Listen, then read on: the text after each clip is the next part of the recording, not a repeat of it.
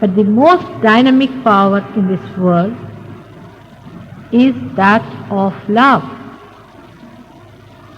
Is the most aggressive power is that of love. Even when we suffer in love, it is out of our strength that we suffer and not out of our weakness.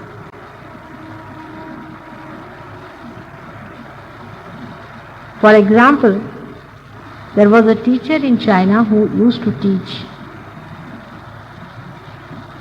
the cocks how to fight.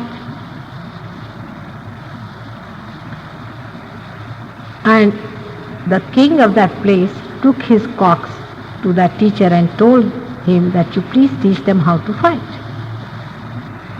After 1 month, when the king went to take those cocks with him, he was surprised that the cocks were just silent, doing nothing. And he told the teacher that, what have you done to my cocks? They are not at all aggressive, they are not doing anything.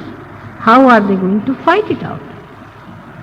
There's going to be a race, there's going to be an exhibition of their strength. And what are we going to do about it? He said, you just take them. He took those 2 cocks with him and put them in the arena where there were other cocks who had come to fight. These 2 cocks were very nicely standing. All the other cocks started coaxing and torturing. They were just standing and looking at them. All the other cocks were surprised at their behavior and thought that they were very powerful, and they all fled away.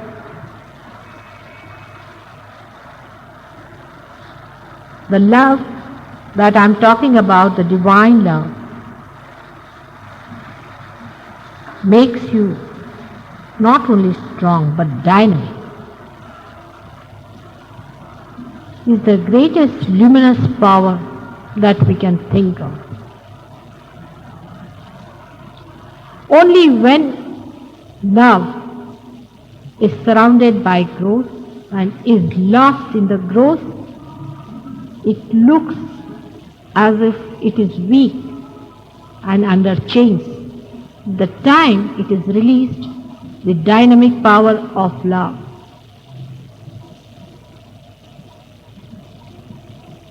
can transcend all the evil powers of the world.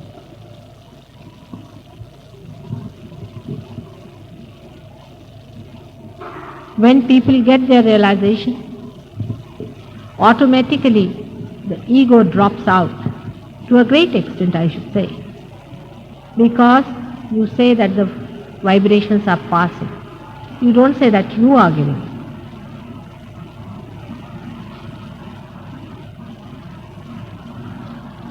Because the dropping of the ego, sometimes it happens that you feel that whatever you wanted to have, you've got it, and you better not talk about it. When there is any opposition from anywhere, you shun it and sit away from it. You don't want to face the opposition of any negative opposition, whether it is by speech or even by evil methods. We run away from that thinking, oh God, how are we going to face this? On the contrary, a person who is negative, who has got hatred, becomes schismoid, they call it, means a person who talks big. Such a person starts talking big. He thinks he's above everybody else, he can befool all the world. He takes a responsibility on himself. He starts a big ashram or some big place where he sits down with all his ignorance and starts spreading his knowledge, the so-called, to people. By his methods, people get impressed and they all go and fall at his feet. While the realized sits at home quietly, wondering what are these fools doing,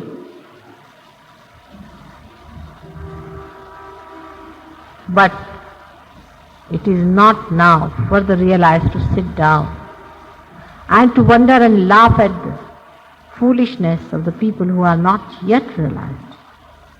Not even to take pity on them, but to come out. Come out with the sword of love to win the whole world. It is very, very essential. If the creation has to be saved, then you are not to keep mum about it. All the wrong ideas about love, all the falsehood about love has to be given up. One must know that it is the dynamic power. And it won't allow you to sit comfortably with yourself, enjoying the peace and the bliss, when the rest of the world is not enjoying that and is playing into the hands of the evil geniuses who have come in this world to destroy and to bring the satanic realm on this earth. Now the days are gone when the people had to suffer. Christ suffered for us. Of course, Christ never suffered because he never suffered. He never wept. He was like those cocks, a very powerful personality. But today is the day to brighten up your understanding about your own strength that is within.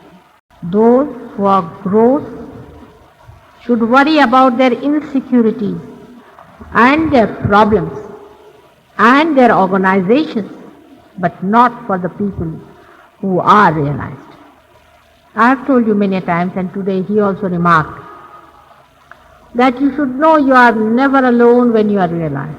There have been many people who have been realized before even you were born, who exist,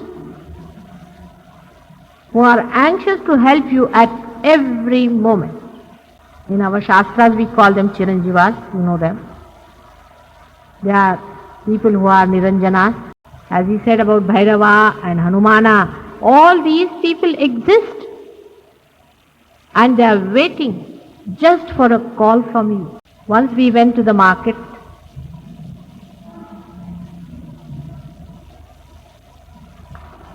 and there was a problem about something.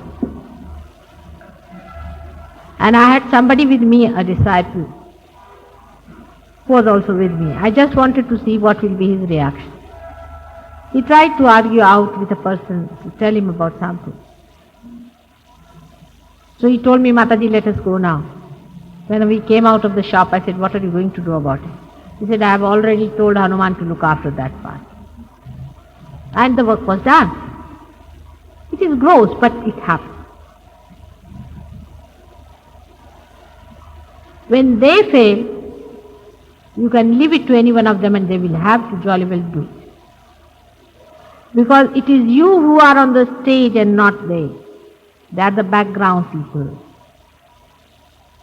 They are the playbacks.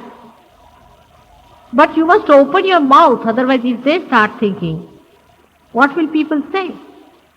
They are going to help you in every way. But how far are you standing on your security? How far are you standing on your property, on your understanding of yourself? It's a great war going on. You are not aware of it. Some of you are.